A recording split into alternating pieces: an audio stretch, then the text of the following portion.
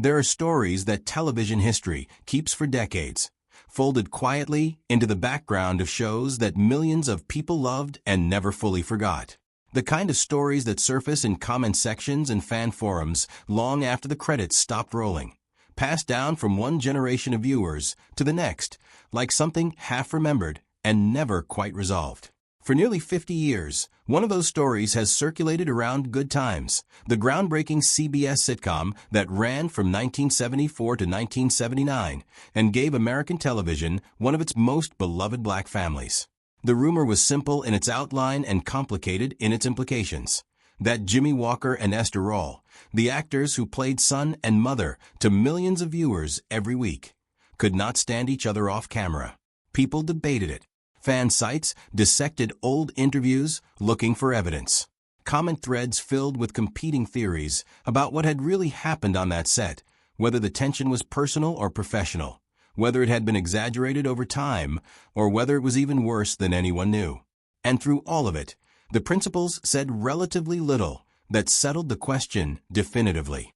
Until now, at 78 years old, Jimmie Walker has finally spoken with the kind of directness that only comes when a person has reached the stage of life where managing other people's discomfort is no longer a priority. What he said was not dramatic. It was something quieter, and in its own way, more telling than any blow-up or confrontation could have been. And to understand why it matters, you have to go back to the beginning of what Good Times actually was, and what it was always fighting to be. What Good Times was built to do. When Norman Lear created Good Times in 1974, he was extending a universe he had already been building with All in the Family and Maude, television that took seriously the idea that American working-class life deserved to be examined honestly rather than packaged into comfort. Good Times followed the Evans family, James and Florida Evans, and their children JJ, Thelma, and Michael, living in a Chicago housing project, navigating poverty, unemployment, and the particular pressures of black working-class life in urban America, with humor, dignity, and a refusal to pretend that any of it was simple. The show was, from the beginning, something unusual on American television. It gave audiences a black family that was not aspirational in the conventional sitcom sense, not striving toward a middle-class ideal that the writers could use as a backdrop for gentle comedy, but genuinely struggling, week after week, with the specific realities of economic hardship in a system that was not designed with them in mind. Esther Rolle, who played Florida Evans, and John Amos, who played James Evans, understood this purpose with a seriousness that went beyond their professional investment in the roles. For both of them, what Good Times represented on the cultural landscape mattered. It was not just a job. It was a statement about whose stories deserved to be told and how. Into this carefully constructed world, the writers introduced Jimmie Walker as J.J. Evans, the eldest son. And what happened next was the source of everything that followed. The character that changed the show. Jimmie Walker was not an untested newcomer when he joined Good Times. He had been working the stand-up circuit since the late 1960s, developing a comedy style built on sharp timing and a physical expressiveness that made him instantly watchable. Norman Lear saw something in him that he believed would work on television. And he was right, though perhaps not in precisely the way anyone had anticipated. J.J. Evans became a phenomenon. His catchphrase, delivered with a particular elastic energy that Jimmie made completely his own, spread through the culture with a speed that nobody on the production had predicted. Audiences adored him. Network executives watched the ratings and drew the obvious conclusion. The writers began building more episodes around JJ, giving him more screen time, more jokes, more of the broad comedic material that he clearly excelled at delivering. The character who had begun as one member of an ensemble became, in fairly short order, the face of the show. This is where the story fractures. Because what the network saw as capitalizing on an audience response, Esther Rolle and John Amos saw as the systematic dismantling of everything Good Times had been created to accomplish. Esther was direct about her concerns in interviews from that period. She described watching JJ evolve from a character with dimension into something closer to a broad comedic type, a young man without employment, without evident ambition, defined largely by his outsized personality and his catchphrase.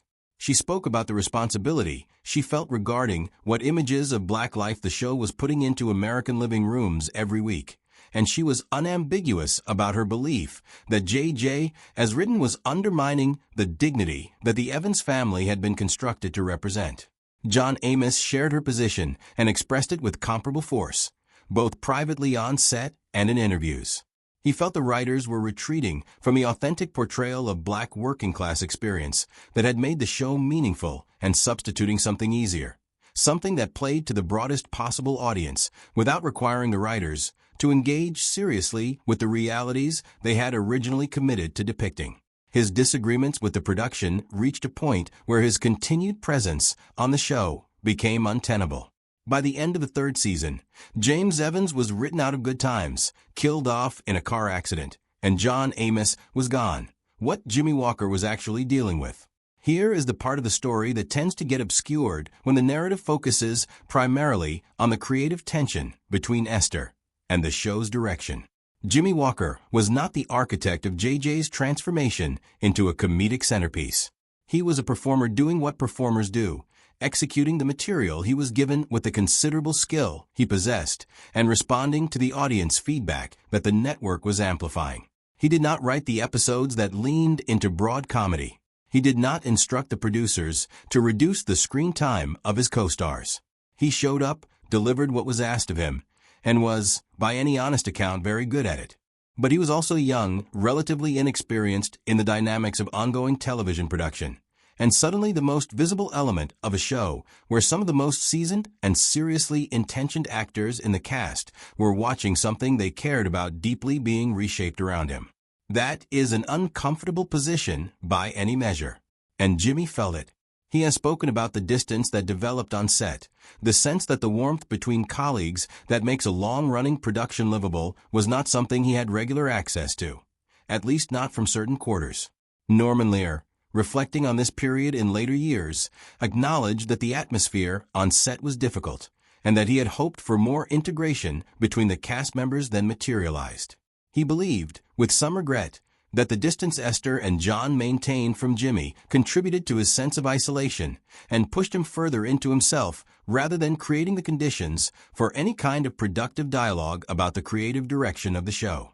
What nobody found during the production years was a way to have that dialogue productively. The tension stayed quiet and stayed present underneath every table read and between every take for the duration of Jimmie's time on the show. Not a screaming match. Not a dramatic confrontation. Something in many ways harder to resolve.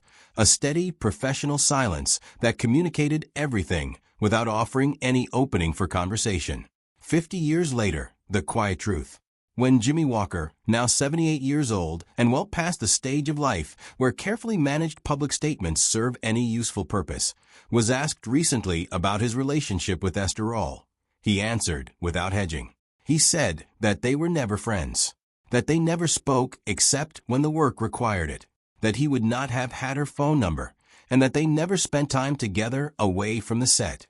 For fans who grew up watching the Evans family and absorbed all the warmth and functional love the show projected, this confirmation lands with a particular weight. The family that felt so real was, behind the camera, inhabited by people maintaining a professional relationship defined primarily by its distance. The mother and son who argued and laughed and supported each other through crisis after crisis on screen did not have each other's contact information.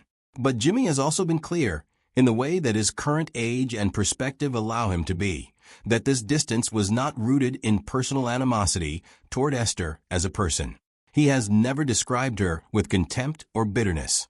What he describes as two people who were fundamentally different in their approach to the work, their understanding of what the show was for, and their relationship to the version of Good Times that actually existed versus the version that each of them might have preferred. They occupied the same set for years, played family on national television, and remained, throughout, strangers to each other in the fullest sense that Esther's position correctly understood. It is worth being precise about what Esther Rolle's concerns actually were, because the way this story has been told in gossip-adjacent media over the decades has sometimes collapsed a nuanced creative and cultural position into something that sounds simply like personal dislike. Esther was not opposed to Jimmie Walker as a performer or as a human being. She acknowledged his talent. What she was opposed to, with a consistency and a passion that never wavered throughout her involvement with the show, was the direction that JJ's character had taken and what she believed that direction communicated to black audiences about themselves. She walked away from Good Times after the 4th season. The reasons she gave were consistent with the position she had maintained throughout. The show had drifted too far from truth, from the honest engagement with black life that had made it significant, and into a kind of comfortable comedy that prioritized entertainment over meaning. She returned for the 6th season, negotiating conditions that included better compensation and a commitment to developing JJ into a more responsible and dimensional character. That she felt the need to negotiate those conditions at all tells you something about how far the show had traveled from its original intentions. Her departure and return, and everything that surrounded both events, was never really about Jimmie Walker.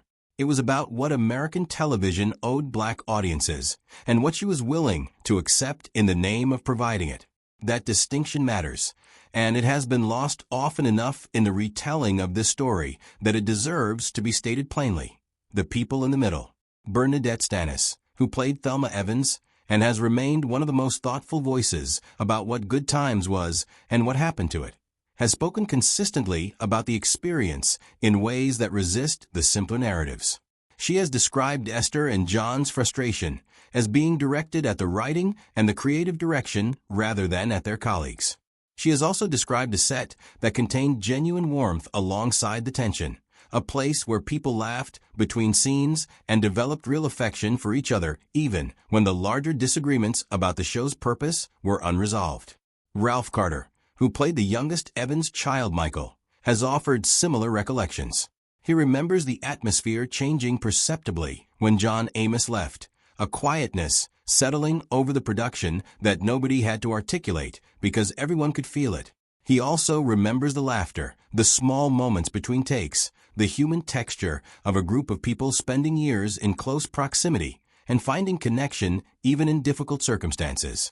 These voices matter because they complicate the story in productive ways. Good Times was not simply a battleground. It was also a place where real relationships formed and real work got done, and where the people doing that work carried their disagreements and their affections simultaneously, the way people in any intense shared endeavor tend to do, after the camera stopped.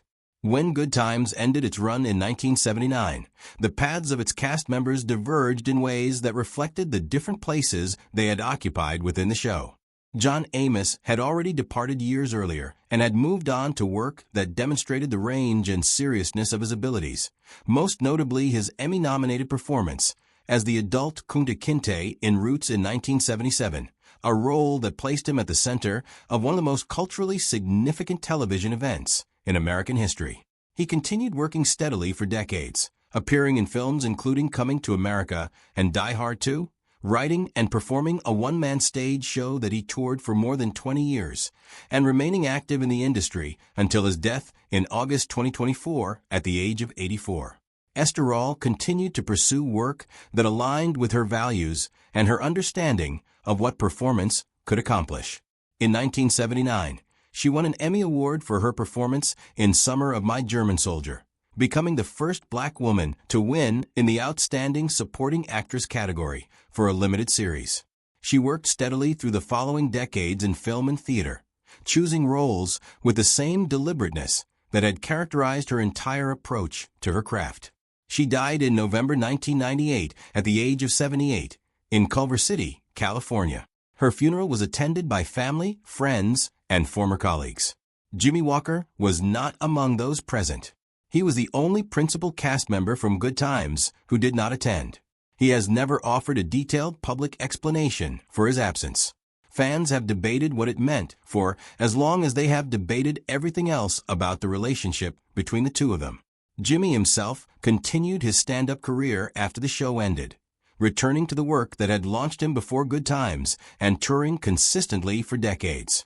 He published a memoir in 2012 that addressed his years on the show with a candor that previewed the directness he has brought to his recent interviews.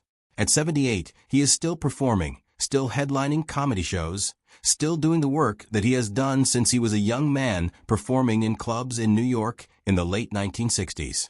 What the confirmation actually means.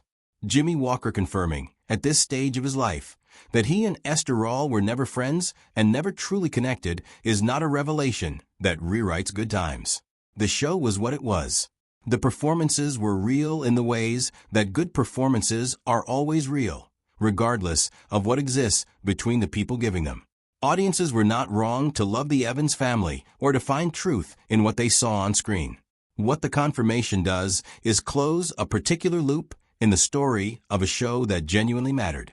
It tells us that the warmth the audience received was the product of professional craft rather than personal intimacy, which is both a testimony to the skill of everyone involved and a reminder that what happens on screen and what happens between the people responsible for it are often two entirely different things. It also, perhaps more importantly, gives us a cleaner view of what Good Times was actually navigating during its run. Not a feud between individuals, but a fundamental disagreement about purpose, about what television owes the people it represents, about where the line sits between entertainment and something more significant. Esther Rolle believed that line mattered enormously. Jimmie Walker was doing a different job on the same show. Neither of them was wrong about what they were doing. They were just never, in any real sense, doing the same thing. And now, 50 years later, one of the last surviving voices from that production has said so plainly, the silence at last is filled.